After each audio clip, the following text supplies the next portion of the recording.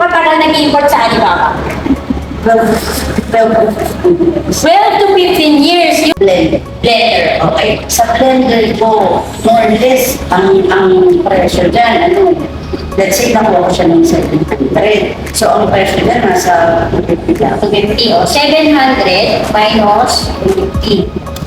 450. Each na nawawala sa'yo. Yes.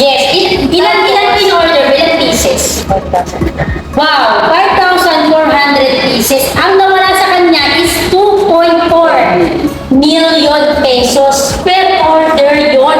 Ilang years ka na po umu-order? Per month pa to. Per item. Per item, di ba? Depende. So, Isang item pa lang. Marami na po kasi siyang ano. Gano'n ka na po katagal nag-import sa Alibaba? 12 12 to 15 years. Yung 2.5 million na nawawala sa kanya ay isang order pa lang. Yes. Ilan na po yung nawala sa inyo? Time is 15 years. Sabihin pa natin na once a year lang, kunyari lang, nasa 36 million. Eh kung once a month, times 12 to, 437 million po yung nawala sa inyo, ma'am. Nang hindi pa sila nakaka-enroll sa Mommy and Import Academy. Diba? Ano masasabi mo ngayon sa natuklasan mo? Speechless. Diba? buti na lang kita kasi ma'am. Ayan.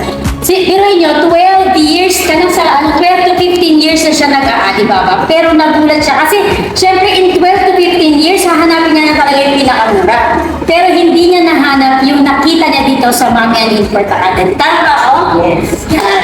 So grabe, gulat na gulat siya. So sulit ba yung enrollment mo, ma? Sulit na So sulit na sulit kasi talagang milyon-milyon. Daang milyon po yung matitipid niya simula ka na. Di ba? 9 RMB, teka lang nila natin. 9 times 8.3. 74 lang, ma'am. Magkano mo nakuha yan sa Alibaba? 700? Hindi pala, mali pala yung computation. Sadali, ulitin ko lang. Bayaan mo na. Sobrang laki. So, hindi lang sabihin, sobrang laki talaga ng nawala sa kanya. Kaya kagaya nga ng iba, no? Akala nila kasi ang tamang pag-i-import ay sa Alibaba, pero hindi niyo po alam. Meron po talagang tamang way ng pag-i-import kung saan nandun po talaga yung totoong direct manufacturer. Kasi sa ibang platform po, no? Puro trade company na po yung nandyan. So, ito yung tinuturo namin dito sa Mommy and Import Academy. Yung totoong tamang way na kung saan talaga makakadirect kayo sa importer, manufacturer. Sabi niya, pag nakarating yung container na binili niya ngayon, ano yung pangako mo, ma'am? Pagtuturo kami sa China. Ayan!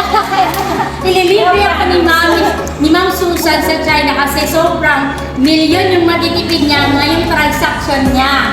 Ayan, sa tayo dito. Secret! Promise yan. Okay, pupunta na kami ng China!